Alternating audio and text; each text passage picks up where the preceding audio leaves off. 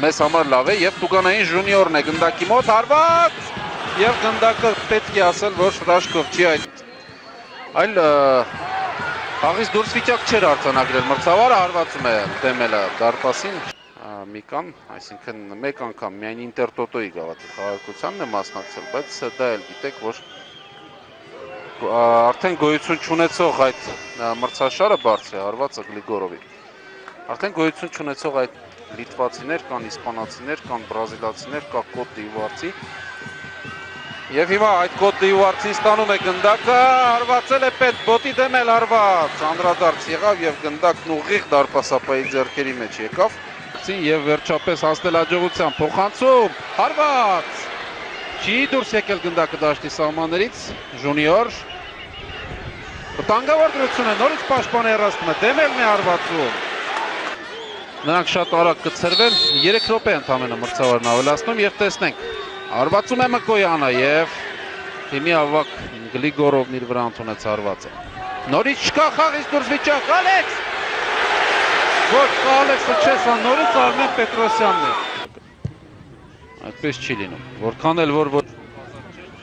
Մկոյանը այդպես անփույթ գործելու, լավ փոխանցում էր հիմա երկար փոխանցում դեմելի ուղղությամբ, գնդակը գալիս է Տուգանային հրապարակ, ընկնում է Արամ Ոսկանյանը դարպասապայի հետ բախվելուց հետո, Ժունիոր, Գրիգալևիչուս, լավ էր,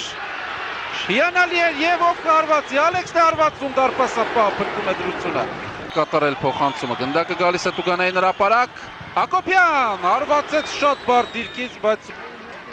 գնդակին տիրեց, սպասում է Աղվան Մկրտչյանին, վերջինս գնդակն ընդունում է, խաղում է ժունիորի հետ, Էդնեյ, լավ փոխանցում է Գրիգալևիչուս, հարվածել է պետք, ուշացնում է Գրիգալևիչուսը եւ պահը ավարտված է, նորից հարված եւ բարձր է, հետևում է փոխանցում, ու նորից պաշտպանները, Լևինսկաս հարվածում է դարպասին, տեսեք դարպասապա հարվածեց եւ նորից դատարկ է դարպասը ու հիմա կարող է ամեն ինչ ցավալի ավարտ ունենալ Միկայի համար, հարված եւ շեղ է հարվածը,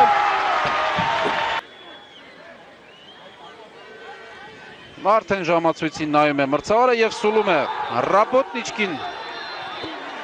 խաղալու է որակավորման 3-րդ փուլում եւ տեսեք ուրախանում են այնպես, կարծես